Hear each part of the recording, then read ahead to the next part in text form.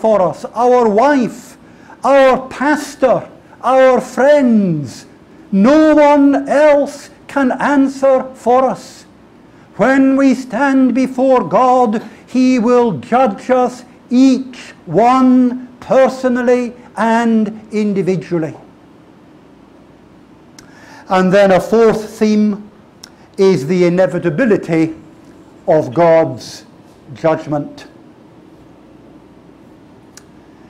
During the first 6 years of Ezekiel's ministry, he was ministering in that period leading up to the fall of Jerusalem, and throughout that period there is this tremendous emphasis upon impending judgment.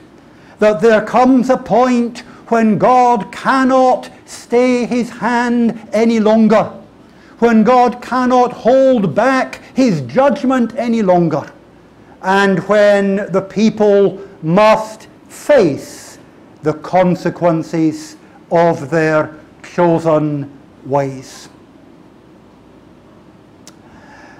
And then a fifth great theme is a message of hope. This God who is holy, this God who is just, this God who must and will punish iniquity, nevertheless, He does not desire the death of any sinner. On the contrary, He takes the greatest of pleasure in the salvation of men and women. And so there is the promise of forgiveness, the promise of restoration to those who will hear and heed the word of God.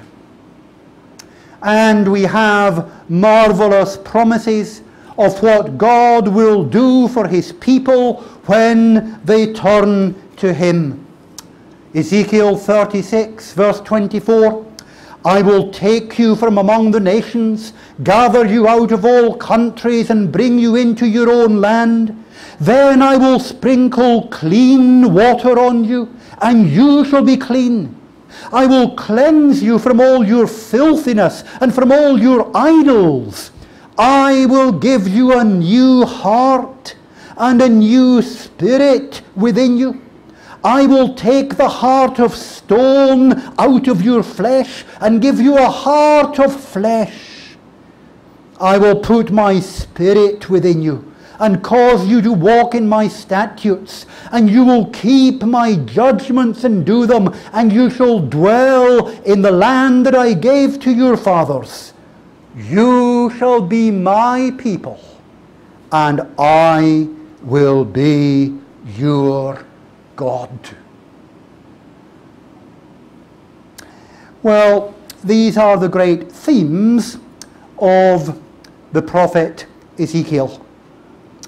In all probability, we are only going to have this one sermon on Ezekiel, and we're going to look in the remainder of our time at the first half of chapter 33. The chapter which we read together concerning the watchman and his message to the people.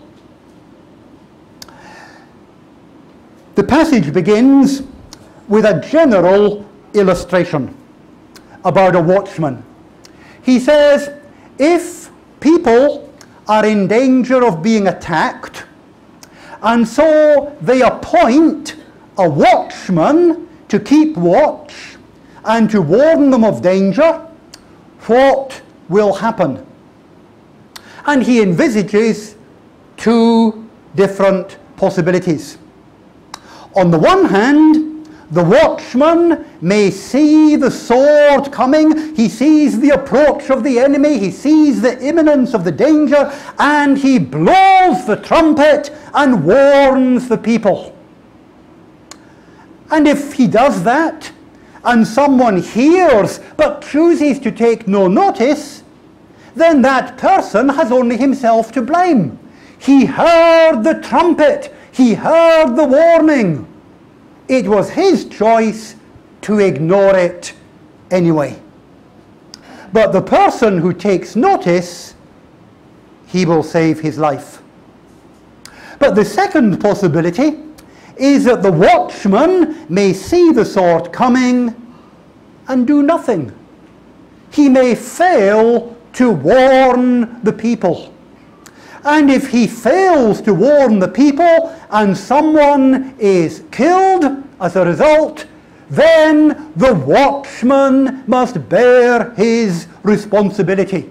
He saw what was about to happen, and yet he did not warn the people.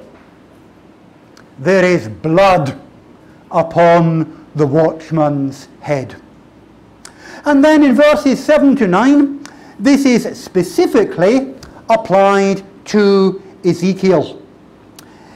So you, son of man, I have made you a watchman for the house of Israel. Ezekiel has not been appointed by the people. It is not that the people have got together and say, let's appoint a watchman for ourselves, but God himself has appointed this man Ezekiel to be a watchman for the people. Ezekiel is to hear the words which God himself speaks, and he is to warn the people. And again, the same principle applies. If God speaks a word of warning to a wicked man, but Ezekiel fails to tell him, the man will die in his sin, but Ezekiel will be responsible. God gave him the message for that man, he did not give it. But on the other hand, if Ezekiel warns the man and the man takes no notice, the man will die, but it is his own doing. Ezekiel will not be blamed. He did what he could do. He gave the warning. And you see, in this whole passage, there is a word here, first for Ezekiel himself and for the people. On the one hand, Ezekiel is being told that he has this solemn responsibility to deliver the message that God will give him. He is not for any reason whatsoever to hold back the word of God. What God speaks, he is to deliver on pain of blood guiltiness. But there's also here a message for the people. They have the responsibility to listen. And if Ezekiel speaks faithfully the message that God gives him, and the people take no notice, their blood will be upon themselves. They have no one but themselves to blame. The prophet of God has been among them. The prophet has spoken the words of God, and they have ignored it. The fault lies entirely with themselves. How are we to apply this to ourselves this morning? First of all, we must of course say that we do not believe that there are today prophets of the kind that Isaiah, Jeremiah, Ezekiel were. There is no one today